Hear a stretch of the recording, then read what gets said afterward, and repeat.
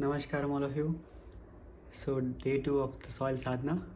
I hope all of you are doing well and you were able to watch the proceedings from London yesterday, where the kickoff of the 100-day motorcycle journey took place.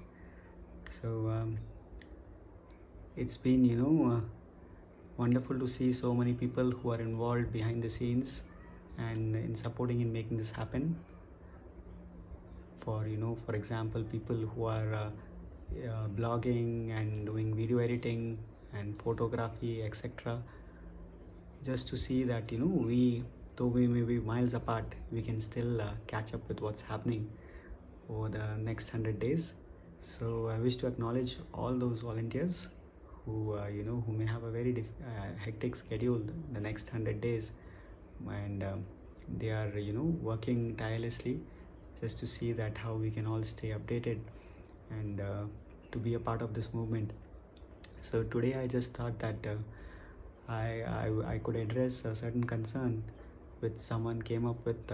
I was just reading the messages which we got, and one of the concerns was that there was a concern that why is it that there's no call to action in this movement, and everyone is just singing or just dancing or or saying save soil, but they are not doing anything to save soil.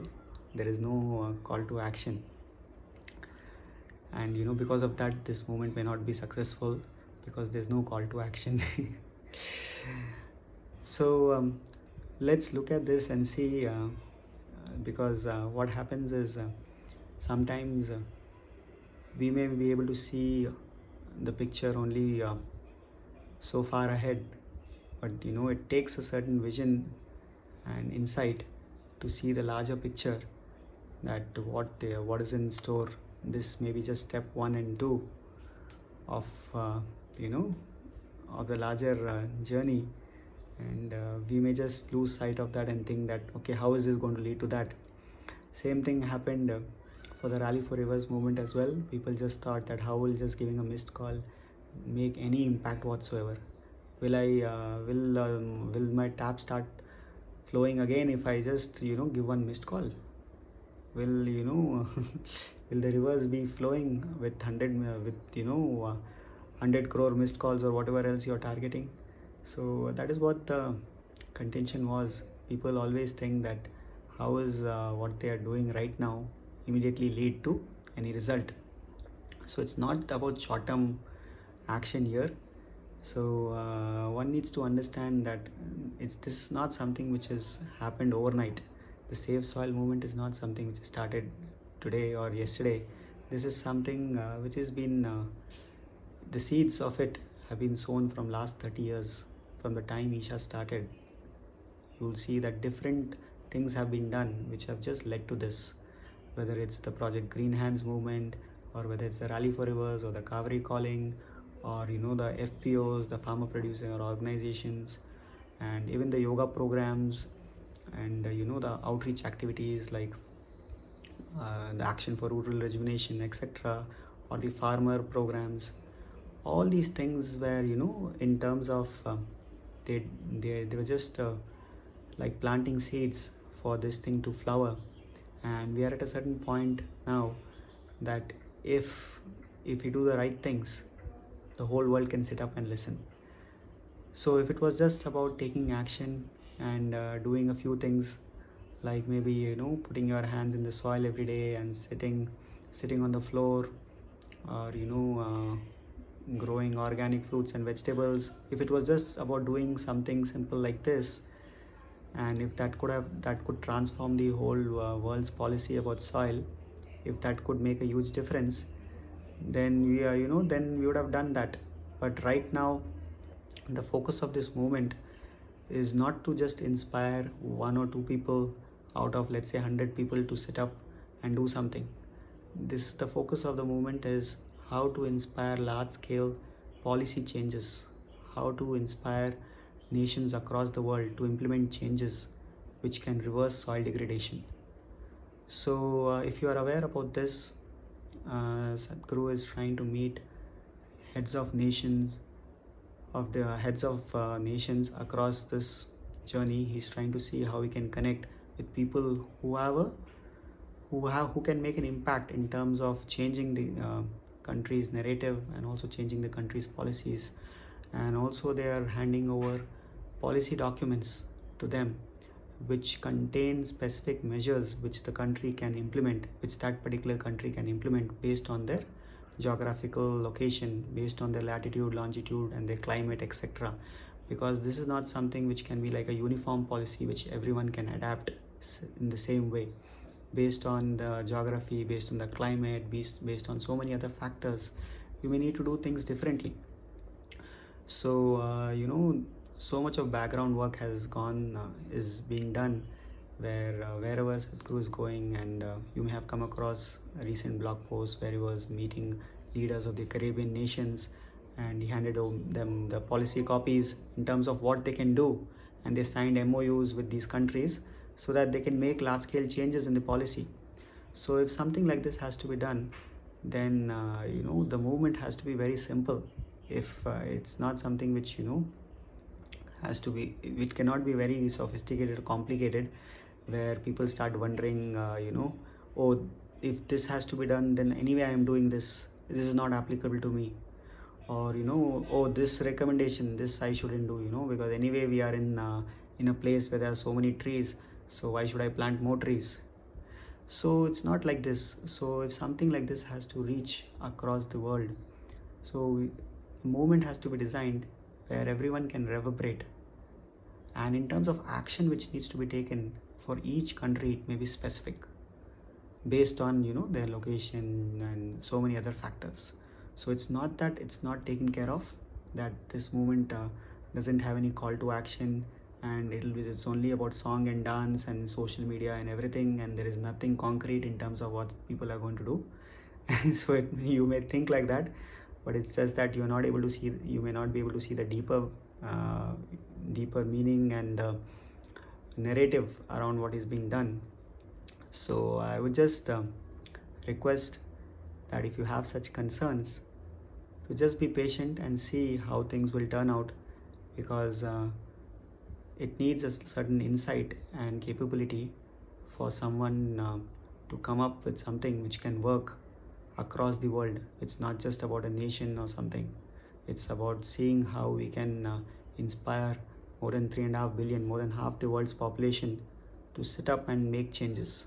So it's very, very important that instead of trying to find problems with whatever solutions there are, try to see how we can be a part of the solution. Because a person like Sadhguru, at least by now you would know that he wouldn't invest his time and energies into doing something which will not work, which will not translate into action. Because of whatever I know of him, at least I know that he is extremely practically oriented, and he doesn't do anything which doesn't work. Because if it doesn't work, then it's just a waste of his time and everyone else's time, isn't it? So it's not that there is no call to action. It is just that right now, you may be just doing something as simple as just sharing a poster, or just singing and doing the dance steps of the Soil song, and you may be thinking, what is this? They are only doing this singing and dancing and sharing, etc. But what is going to happen? So you may be thinking like that, but sometimes if you just look at it a little more deeply, you will see that how these small things, something which you feel is very insignificant, you may be a very serious person and you may think that how will making a singing and dancing on singing la la la la la la la, how will singing this rejuvenate the soil? So you may be thinking something like this, but actually I may be speaking for half an hour on elaborate scientific aspects and nothing may happen, but someone may just dance for 30 seconds on this Soil song, and maybe the reach is more than 100 times. So that is how it is. So you will see that this movement is being so much there's so much focus on social media and reels and song and dance, etc. Because what to do, that is what that is what is trending nowadays. People are spending more than half of their time on social media, and half the time is being spent in browsing Instagram reels and trends and this and that. And maybe you're not one of them, but this is how the whole world is actually moving in the direction that without their devices, without their mobiles, without their social media things, it's like as basic as like water or food. So when people are spending so much time on social media, and whatever is working right now, won't it be sensible to use that, to use those platforms? You can either curse social media platforms and say that they are leading to a time waste and people are getting distracted and this and that, but that's something because of our own compulsions, right? Nobody asked you to spend 5 hours on Instagram. Even if you spend 10 to 15 minutes on different social media platforms in total and just do a few things, that itself can make a big impact. But now what happens is, if you go to a particular platform, you will just be lost in that, because some another video will pop up and you'll browse that, and then by the time you finish that, another one will pop up and you'll browse that, then you'll be watching something else, and then 2 hours 2 hours are over and you're thinking, oh, it's a waste of time, this Facebook and Instagram, it's just ruining me. So it's because of our compulsion, but it's not about the platform. So the beauty about these platforms is just with these platforms, sitting at our homes, we can reach more than half the world's population. Even one person, if they just decide that they want to do this, they can make it happen, in terms of they can reach people without even moving from their home. So that is the power of these platforms. So you'll see so much is being said in terms of posting on social media, in terms of uploading reels, in terms of uploading content, in terms of Twitter, in terms of just tweeting, retweeting. You may be thinking, what is this retweeting? Just doing this, what difference is going to make? Why?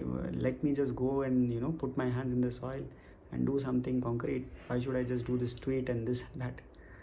But that's how it is. When people are spending so much of time in social media, if you have to reach a large segment of people, you have to go where they are. You have to see what people are doing. So with Sadhguru, he's one person who only does things as they are needed. So if it involves something, if it involves using social media, we can do it. If it involves putting your hands in the soil, we can do it. So whatever is needed for the situation right now, this is what is needed. So instead of shying away from it and saying, why do this, why do that, let's see how we can contribute. Because anyway, we are spending so much time on all these medium, at least we can use it constructively to make a positive impact. So it is all in our hands. So I would just this is not saying that you should not do anything which you can do to save soil. Definitely all these things, we're anyway speaking about it in our programs. How you can walk barefoot, how you can put your hands and feet in the soil, how you can sit on the floor, all these things anyway you can do. How you can grow food organically. So it's not that you should not do that and you should just post about save soil. You can please continue to do that. Whatever changes you can do on your own bit, you can definitely do. But here it's not just about you, it's about moving more than half the population of the world. So it needs a different approach and strategy, and let's see how we can do that. Because someone like Sadhguru is there. He has a vision and insight which most of us may not be able to fathom and think. And he's putting in all the effort and the direction, and he's also guiding us in terms of how to make it happen. The least which we can do is, if we feel that this is something which is important, the least which we can see is to contribute.